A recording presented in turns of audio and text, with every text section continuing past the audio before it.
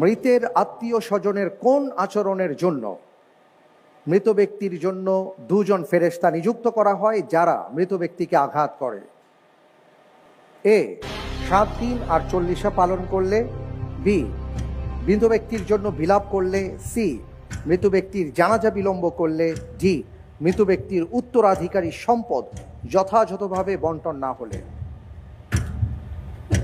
আল্লাহর উপর ভরসা করে অ্যান্সার আমি দিচ্ছি 7 দিন আর 40 পালন করলে। এই বিষয়টা যেহেতু হাদিস আসে নাই, এই হিসেবে আমি উত্তর বেছে নিচ্ছি বি, বি বিলাপ করা। বিলাপ জি নেব? জি ইনশাআল্লাহ। ফ্রিজ করা হোক বি।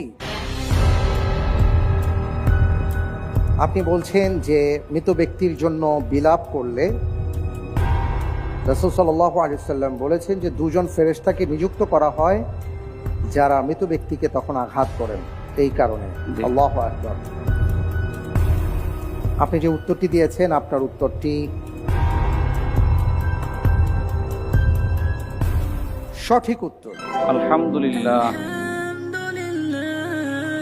জাযাকাল্লাহ খায়র। প্রিয় দর্শক, নিশ্চয়ই আপনারাও অবাক হচ্ছেন যে মৃত ব্যক্তির জন্য বিলাপ করলে হাদিসে কি আসছে। বা আমরা দেখি যে আমাদের প্রিয়জন যখন মৃত্যুবরণ করেন, যে কোনো ব্যক্তি প্রিয়জনকে হারিয়ে তার হৃদয়ে ক্ষরণ হবে, তার চোখে অশ্রু ঝরবে, এটা খুবই স্বাভাবিক কথা।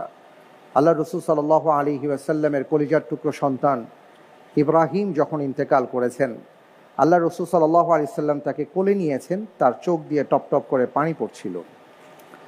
কিন্তু আমরা দেখছি এখানে বিলাপের কথা উল্লেখ করা হয়েছে। বিলাপের মধ্যে অনেক ধরনের শব্দ ব্যবহার করা হয়। এই হাদিসে একটা শব্দ ব্যবহার করা হয়েছে যে হে আমার নেতা, আপনি চলে গেছেন, বা ইত্যাদি ইত্যাদি।